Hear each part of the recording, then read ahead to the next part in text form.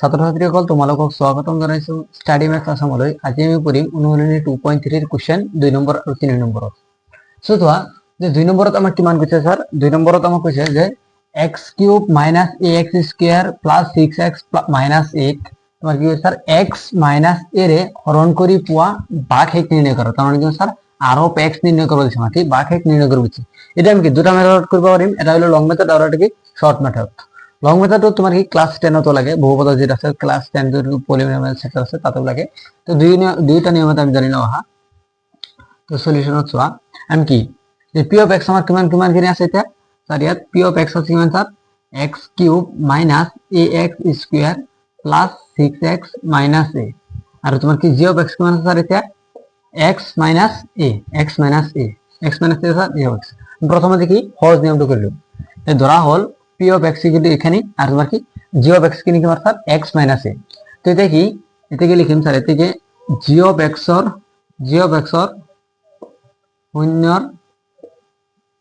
শূন্যর ভাবে g of x অর শূন্যর ভাবে কিমান হবে স্যার g of x অর শূন্যর ভাবে ইকুয়াল টু তোমার কি sir g of x equal to sir কিমান হবে স্যার শূন্য। তাহলে x g of x এর ভ্যালু কিমান আছে স্যার আমার x - a তাহলে কি হবে sir x - a equal to sir কিমান হবে শূন্য। এ টু ইভিনিং তোমার কি আছে তোমার মাইনাস কি আছে আর ইভিনিং গেলে তোমার স্যার এটা লিখে দিব স্যার প্লাস এ হবে তাহলে লিখব x গেলে তোমার কি স্যার প্লাস এ। দেখি p of x টা কি x এর ভ্যালু কিমান হলো স্যার x গেলে তোমার কি প্লাস এ তাহলে তোমার কি x এর ভ্যালু কিমান হবে স্যার a হবে। আর তোমার কি p of x কিমান আছে স্যার x³ -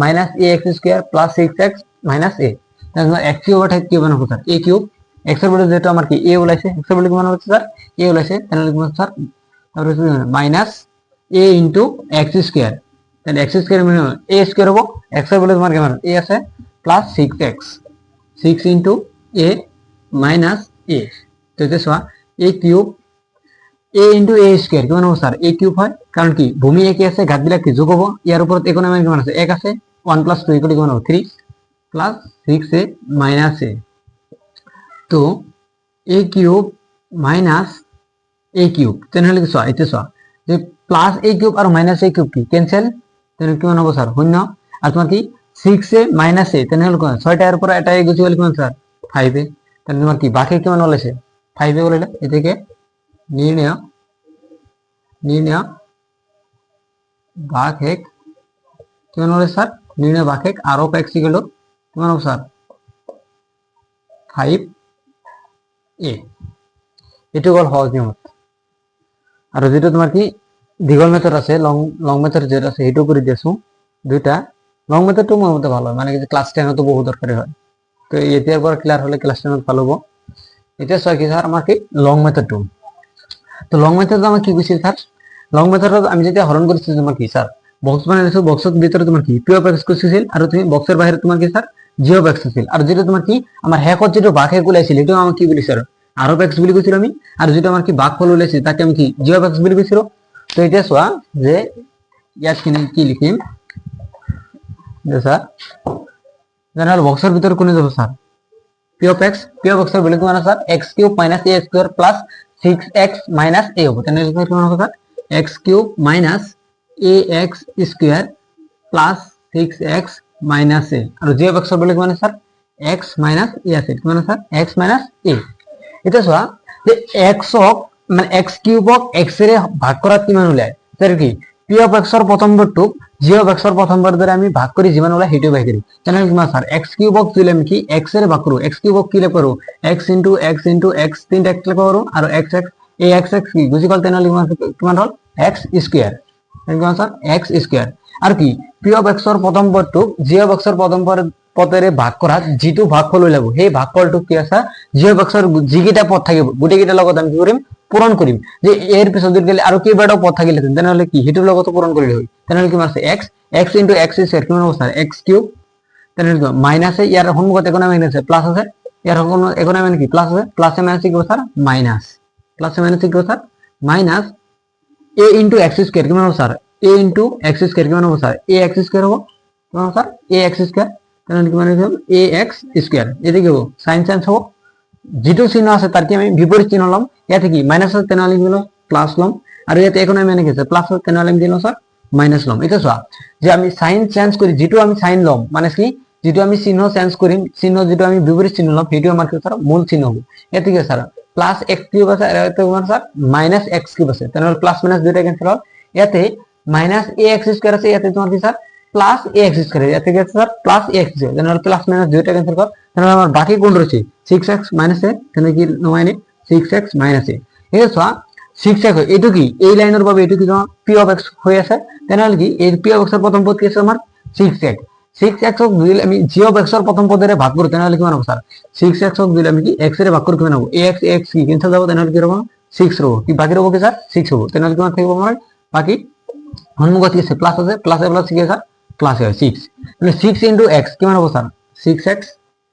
6 into ইয়াতে কি আছে ইয়াৰ সন্মুখত আছে প্লাস, প্লাস এ মাইনাস কি হ'ব স্যার মাইনাস, তেনেহ'লে 6 into a কিমান হ'ব স্যার 6a, কিমান হ'ব স্যার 6a। এতিয়া চোৱা এটা প্লাস কৰিম, ইয়াতে কি কৰিম মাইনাস কৰিম, যেটো চিহ্ন থাকিব তাৰ কি বিপৰীত চিহ্ন লম, ইয়াত কি মাইনাস আছে ইয়াতে প্লাস লৈছো, ইয়াতে একো নাই কি প্লাস আছে, প্লাস উঠাই দিম কি মাইনাস লৈছো। তেনেহ'লে চোৱা প্লাস 6x আৰু তোমাৰ কি মাইনাস 6x, তেনেহ'লে প্লাস মাইনাস দুইটা কেনসেল যাব, যেহেতু তোমাৰ কি একে সেম ভ্যালু আছে আৰু ইয়াতে স্যাৰ মাইনাস a আছে আৰু তোমাৰ কি স্যাৰ প্লাস 6 আছে, তোমাৰ কি মাইনাস a আছে আৰু প্লাস 6 আছে, প্লাস 6 এৰ পৰা তোমাৰ কি মাইনাস এটা a গুজি গ'লে কিমান দেখিব 5 আহে, তেনেহ'লে কিমান স্যার 5a। ইয়াতে তাৰ কি x তলক ৰাখি তাৰ নাকি ইয়াত x আছে, তেনেহ'লে কি ইয়াতে আৰু হৰণ নাযায়, হৰণ যাব নেকি, কাৰণ ইয়াতে কি x চলক আছে আৰু তোমাৰ কি স্যার a চলক আছে, তেনেহ'লে কি চলক তো মিলা নাই, তেনেহ'লে কি ডিভিজন নাথাকে, তেনেহ'লে আমাৰ কি r of x কিমান হ'ব স্যাৰ যে 5a। তেনেহ'লে আমাৰ কি নিৰ্ণয় ভাগে কোনটো ওলাব 5a, কি আগৰ যেটো সহজ পদ্ধতিত কৰিছিল তাতে কি 5a ওলাইছিল, এটা কিন্তু ওলাইছে স্যাৰ 5a ওলাইছে। এটা তোমাৰ কি স্যার নির্ণয় ভাগশেষ কিমান হ'ব স্যার ভাগশেষ ইকুয়াল টু 5a। ভাগশেষক কি বুলি কৈছিল আমি r of x বুলি কৈছিলো, তেতিয়া আমাৰ কিমান স্যাৰ r of x কিমান ওলাইছে 5a, আৰু আমি স্যার কি এই ইয়াত যেটো ভ্যালু ওলাইছিল আমি কি q of x বুলি কৈছিলো, এর জন্য আমরা কি ভাগফল যেটো ওলাব আমাৰ কি ভাগফল যেটো ওলাব q of x, ইয়াৰ ভাগফল কিমান হৈছে স্যাৰ x স্কয়াৰ প্লাস 6, তেনেহ'লে কিমান যে q of x ৰ ভ্যালু তোমাৰ কি x স্কয়াৰ প্লাস 6 আৰু g of x ৰ ভ্যালু কিমান আছিল স্যাৰ g of x ৰ ভ্যালু আছিল তোমাৰ কি ax। তো এতিয়া চোৱা 3 নম্বৰত তোমাৰ কিমান দি আছে sir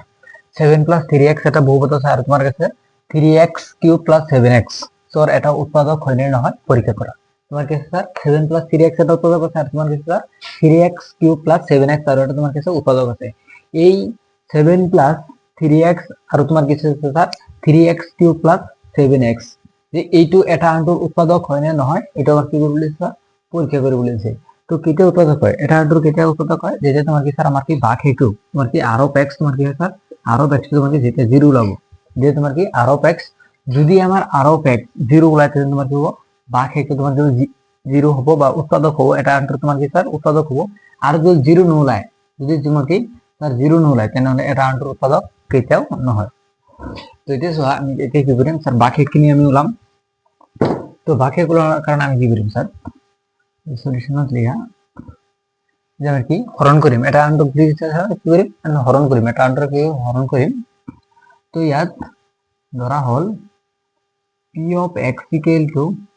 3x cube plus 7x আর g of x equal to মানে আমি 7 প্লাস 3x করিম। এতে কি করিম স্যার g of x এর পূর্ণ ভাবে ধরলাম, এতে কি g of x এর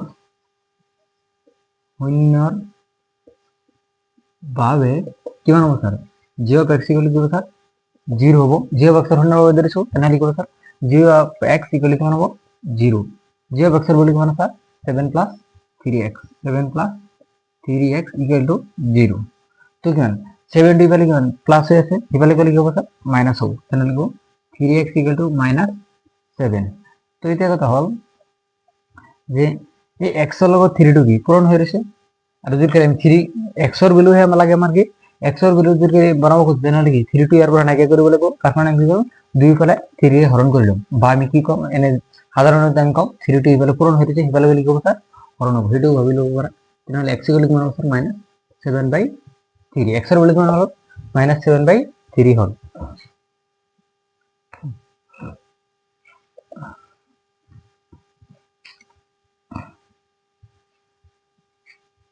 তো দেখি x এর ভ্যালু কি হলো স্যার এটা কি 3 টু 11 লগত পূরণ হয়ে জানা x 3 কোন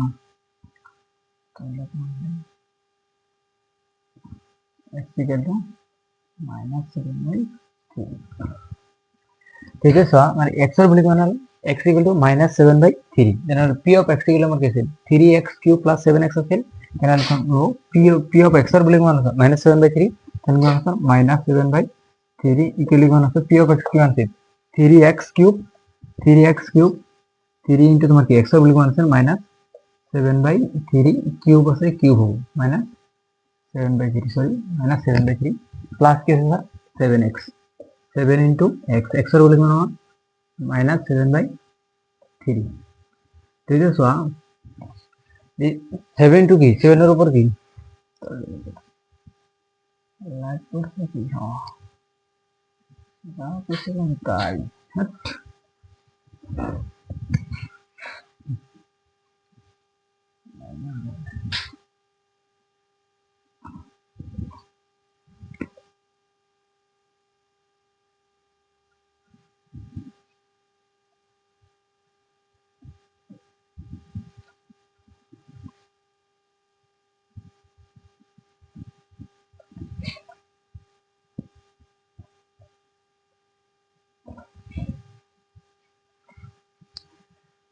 तो इथे सर p ऑफ x बली कोण हो sir p of x equal कोण हो x ৰ বুলি কোন আছে तो इथे sir p of x x ৰ বুলি কোন আছে -7/3 তেনে কি p ऑफ x বুলি কোন আছে 3x³ + 7x তেনে কোন হ'ব x ৰ বুলি কোন -7/3 হলে কোন আছে 3x³ 3 into x³ x ৰ বুলি কোন আছে -7/3 হোল কিউব আছে কিউব প্লাস কি 7x আছে তেনে কোন প্লাস 7 into -7/3 আমি কি লিখলো যদি খেলে এনেকুৱা থাকে তোমার কি স্যার অযুগ্ম সংখ্যা থাকে ঘাত বা যদি তোমার কি পাওয়ার থাকে পাওয়ার যদি আমার কি অযুগ্ম সংখ্যা থাকে তাহলে স্যার কি মাইনাস চিহ্ন থাকিয়ে যায় আর যদি এর যুগ্ম সংখ্যা থাকে তাহলে কি মাইনাস চিহ্ন আতরে যাব তাহলে কি হবে 3 into 7³ divided by 3³ are হরমুখর minus কি কোন স্যার এতে -2 - এ রাখলো এর হরমুখত এখানে মানে কি প্লাস আছে প্লাস এ মাইনাস মাইনাস বাবা -2 ডাউনলোড করে দিয়েছো প্লাস এ মাইনাস হরমুখত আছে প্লাস আর ये देखिए से minus plus minus yo minus -7 into 7 divided by 3 ठीक है सो 3 কিউব মানে 3 কিউব মানে কিমান 27 3 কিউব মানে 3 3 বার পূরণ আছে 3 কিউব মানে কত 3 into 3 into 3 কিলা ভূমি বিলাক একে আছে ভূমি বিলাক একে আছে ঘাত বিলাক কি যোগ হ'ব এর উপরতে কোন এক এক আছে ওইটাকে যোগ করলে কি হবে 3 হয় তাহলে কি 3 কিউব মানে কত 3 3 গুণ 9 9 3 গুণ 27 27 তাহলে কোন 27 7 কিউব মানে কত -3 7 কিউব মানে কি হয় স্যার 7 কিউব মানে এখানে লিখো 7 into 7 into 7 7 গুণ 49 49 7 গুণ কোন হয় 49 into 7 গুণ হবে 7 9 63 63 3 7 গুণ 6 7 গুণ 28 28 4 কোন হয় স্যার 28 6 গুণ হবে 34 343 তাহলে কোন হবে স্যার ইয়াত 343 মাইনাস আছে মাইনাস 7 গুণ কিমান 49/3 এতিয়া চোৱা 27 আৰু 3 ইয়াৰ এলসিএম কোনটো হ'ব লহাগু কোনটো হ'ব স্যাৰ কি 3 ৰে কি 27 ৰ হৰণ যায় তেনেহলে কি ইয়াৰ এলসিএম কিমান হ'ব 27 হ'ব কোন স্যার 27 তেনে কিমান হ'ব 343 into 3 343 into 3 করলে কিমান হয় 3 3 গুণ 9 3 4 গুণ 12 12 2 হাতত গেল 1 3 3 গুণ 9 কে 10 1029 1029 হনমুখত কি আছিল মাইনাস আছিল মাইনাস ইয়াত কি আছে মাইনাস আছে মাইনাস দিলেছেন যে 27 এর মধ্যে 3 কি বলতা 9 বার কোন স্যার 9 বার 9 into 49 9 into 49 কি হবে স্যার 9 into 49 81 81 1 হাতত গেল 8 9 4 গুণ 36 36 4 কোন হবে স্যার 44 তেনে কোন হবে স্যার 441 ঠিক আছে তো -1029 আর কি আছে স্যার -441 গুটি কি দেখি মাইনাস তো আছে